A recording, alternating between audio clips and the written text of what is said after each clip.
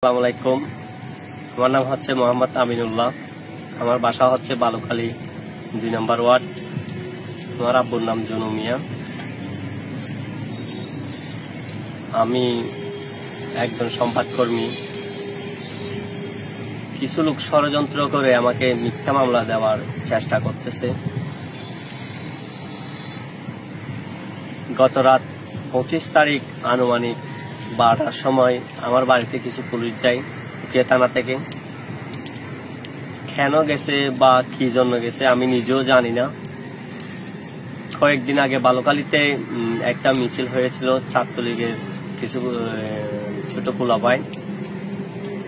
আসলে ওই ভিডিওটা আপনারা সামাজিক যোগাযোগ মাধ্যমে আপনারা অনেকেরা দেখছেন ভিডিওতে, কে আছে বা কে নাই। আসলে ওখানে আমার কোনো আত্মীয় স্বজন নেই, আমার কোনো ছোট ভাইও নেই। ওই ভিডিওর ভিত্তিতে বালুখালী থেকে কিছু সাধারণ জনগণ, অসহায় মানুষ উকিয়া থানার পুলিশ ধরে নিয়ে গেছে। ওখানে আমার ছোট ভাইকেও নিয়ে গেছে আমাকে না পেয়ে। পুলিশ কি জন্য খুঁজতেছে, আমাকে কি কারণে খুঁজতেছে আমি নিজেও জানি না। আমার ছোট ভাই যদি রাজনীতি করে থাকে বা কোন রাস্ত্রীকে গিয়ে যদি একটা ছবি তুলে থাকে, আপনারা যাচাই করে দেখেন। আমি উকিয়া থানার ওসি মোহাম্মদ আরিফ স্যারের উদ্দেশ্য করে বলতেছি, আপনি একজন নিরীহ মানুষকে কি জন্য ধরছেন, কি জন্য সালাম দিয়েছেন? আপনি এটা মামলা করার আগে এটা আপনার তদন্ত করা উচিত ছিল, আপনি যাচাই করা উচিত ছিল। উনি কি আসলে কি রাজনীতির সাথে সংক্ষিপ্ত? উনি কি আসলে রাজনীতি করে? উনি তো কোনোদিন আওয়ামী লীগও করে নাই, কোনোদিন বিএনপিও করে নাই, বা কোন রাজনীতির সাথে সংক্ষিপ্ত না। উনি একজন খেটে খাওয়া মানুষ। উনি একজন হচ্ছে ড্রাইভার, ওনার লাইসেন্স আছে, সবকিছু আছে। উনি ট্যাঙ্কালির একটা ডাম্পার চালায়। ওনার ওয়াইফ বর্তমানে পেটনিক অবস্থায়, কাল কুতুফালংয়ে তার একটা ছেলে সন্তান হয়েছিল। আসলে দুঃখের সাথে বলতে হচ্ছে যে এভাবে যদি উকিয়া থানার পুলিশ যদি আমাদের হয়রানি করে, আমরা সাধারণ জনগণ যাব কোথায়? আমরা যদি তাদের কাছে যদি কোনো আশ্রয় বা কোনো কিছু না পাই, তাহলে আমাদের টাইটা কোথায় যাবে? আমাদের আশ্রয়টা কোথায় হবে? যদি পুলিশরা যদি এভাবে আমাদের হয়রানি করে বা গিয়ে করে। কয়েকদিন যাবত আমি বাসায় থাকতে পারতেছি না। কেন? আমার অপরাধটা কি? আমি কি সংবাদকর্মী হিসাবে নিউজ করাতে এটা আমার অপরাধ? তাহলে আমার অপরাধটা কি? আমি কি কোনো রাজনীতির সাথে সংক্ষিপ্ত ছিলাম, বা কোনো রাজনীতিকে কি আমার নাম আছে, বা কোনো রাজনীতিকের মিটিং এ কি আমি গিয়েছিলাম, বা ওয়ার্ড পর্যায়ে কি আমার কোনো নাম পদবি বা কোনো কিছু আছে? এটা আপনারা যাচাই করেন।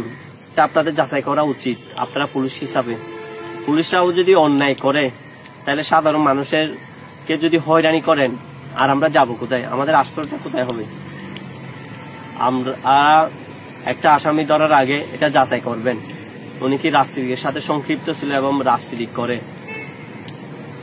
25 তারিখ রাতে যে আসামিগুলি ধরে নিয়ে গেছিল, ওখানে আমার ছোট ভাই ছিল।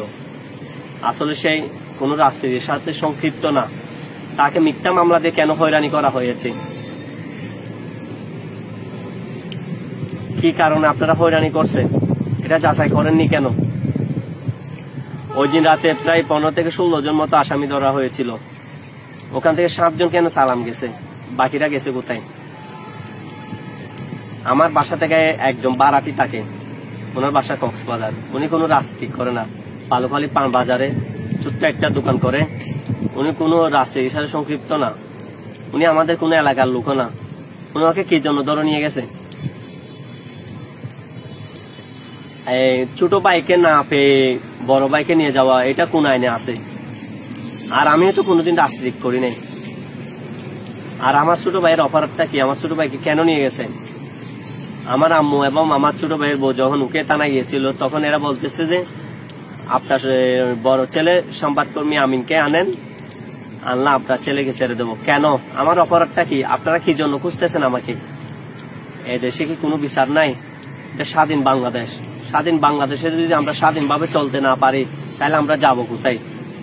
তাহলে আমাদের তাইটা কোথায়? আপনারা যদি প্রশাসনরাও যদি হয়রানি করেন, আপনাদের কাছে যদি আমরা জিম্মি হয়ে থাকতে হয় স্বাধীন বাংলাদেশে, তাহলে আমরা যাব কোথায়? আপনারা প্রশাসনরা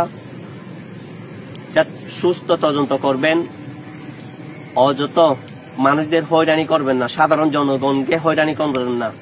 আমরা পুলিশকে সম্মান করি, ভালোবাসি।